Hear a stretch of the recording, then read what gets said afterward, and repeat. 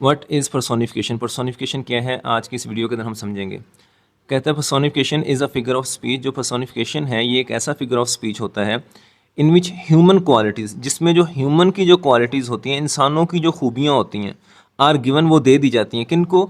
To animals, या जानवरों को दे दी जाती हैं। ऑब्जेक्ट्स, कुछ चीज़ों को दे दी जाती हैं। और आइडियाज़, कुछ एब्स्ट्रैक्ट आइडियाज़ होते हैं। मौत है, खुशी है, गमी है, उन आइडियाज़ को क्या किया जाता है, इंसानों की खूबियाँ जो हैं वो दे दी जाती हैं।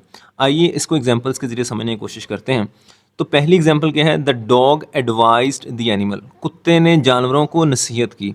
अब गौर से देखिएगा तो हमने डेफिनेशन में पढ़ा था कि ह्यूमन क्वालिटीज़, अब एडवाइज़ करना, नसीहत करना, ये किसकी खूबी है, ये किसकी क्वालिटी है? ये इंसानों की खूबी है। मतलब इंसान नसीहत करता होता है।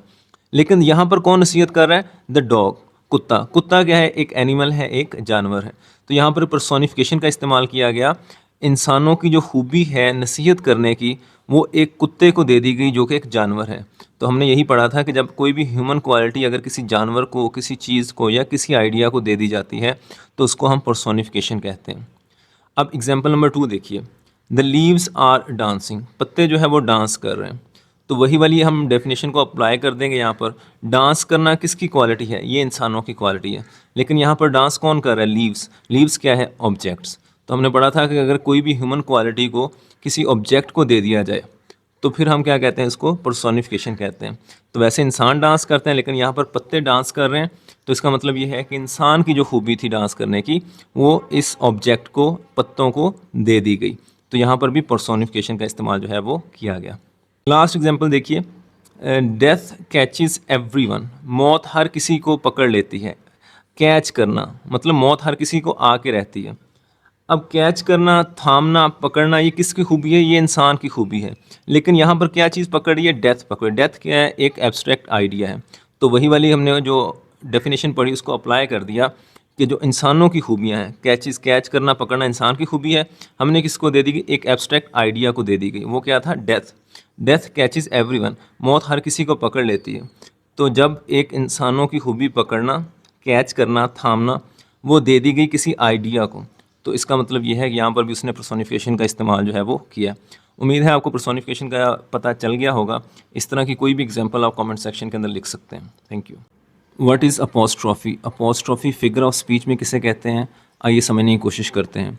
अपोस्ट्रॉफी पंक्चुएशन मार्क तो आपने सुन रखा होगा, जो चीज़ों की मलकियत, पोजेशन शो करने के लिए हम जाहिर करते हैं, लिखते हैं। लेकिन अपोस्ट्रॉफी फिगर ऑफ स्पीच में क्या चीज़ होती है? आइए देखते हैं। सबसे पहले डेफिनेशन को देखते हैं। कहता है apostrophe is a figure of speech. Apostrophe एक ऐसा फिगर ऑफ स्पीच होता है इन विच अ स्पीकर, जिसमें एक स्पीकर जो बात करने वाला होता है, डायरेक्टली एड्रेसेस, वो डायरेक्ट ख़ताब करता है। डायरेक्ट ख़ताब करने से मुराद ये है कि जिस तरह से, जिस चीज़ से वो ख़ताब कर रहा हो वो उसके सामने मौजूद हो, इसे कहते हैं डायरेक्ट एड्रेस करना। किस चीज़ से डायरेक्ट एड्रेस करता है? एन एब्सेंट पर्सन, एक गैर हाज़िर शख्स से। मतलब एक बंदा एक कमरे में खड़ा है और वो डायरेक्ट एड्रेस कर रहा है, उसका नाम लेके उससे बातें कर रहा है, लेकिन वो बंदा मौजूद नहीं है वहाँ पर।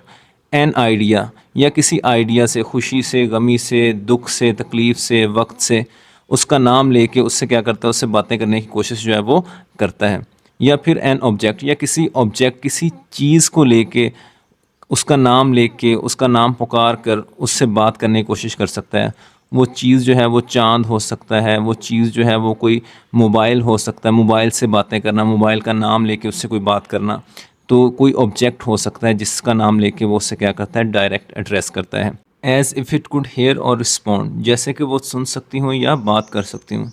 हालांकि वो ना सुन सकती हैं ना ये बात कर सकती हैं चीज़ें, क्योंकि ना ही एक एब्सेंट बंदा जो है वो रिस्पॉन्स कर पाएगा, ना ही कोई आइडिया, कोई ख्याल रिस्पॉन्ड कर सकता है, जवाब दे सकता है, सुन सकता है। ना ही कोई चीज़ जो बेजान चीज़ है वो आपको क्या ही जवाब देगी या क्या ही आपकी बात सुनेगी। लेकिन उसके बावजूद उसका नाम लेके ऐसे ही ख़िताब किया जाता है जैसे कि वो चीज़ आपको सुन रही है या आपको जवाब दे सकती है। अब इसकी कुछ एग्जांपल्स के ज़रिए समझने की कोशिश करते हैं। कहता है पहली एग्जांपल है, ओ Ahmed where have you gone. फ़र्ज़ करें एक शख्स है, वो एक कमरे में खड़ा है और वो स्पीकर है, और उसका एक दोस्त है अहमद जिसकी डेथ हो चुकी है या वो गुम हो गया है, लेकिन वो कमरे में मौजूद नहीं है। लेकिन उसके बावजूद ये स्पीकर है, उसका नाम लेता है, कहता है ओ अहमद, ए Ahmad where have you gone, तुम कहाँ चले गए? उससे सवाल पूछ रहा है। हालांकि वो बंदा एब्सेंट है, वहाँ पर उस कमरे में मौजूद ही नहीं है, या तो वो मर चुका है या वो गुम हो गया है। लेकिन उसके बावजूद उसका नाम लेके उससे ऐसे बात करता है जैसे कि वहाँ पर मौजूद हो। या एन आइडिया, दूसरी एग्जाम्पल में देखिए, ओ टाइम। अब वक्त क्या है? एक आइडिया का नाम है। तो मिसाल के तौर पर अगर आपका वक्त तेज़ी से गुजर रहा हो और आप चाहते हो कि ये स्लो गुजरे, तो आप टाइम का नाम लेके इसमें कहते हैं ओ टाइम, ए वक्त, स्लो डाउन फॉर मी, मेरे लिए थोड़ा सा आहिस्ता चलो, आहिस्ता गुजरो, मुझे ये वक्त जो है यहीं पर रोकना है या आहिस्ता से गुजरना चाहिए।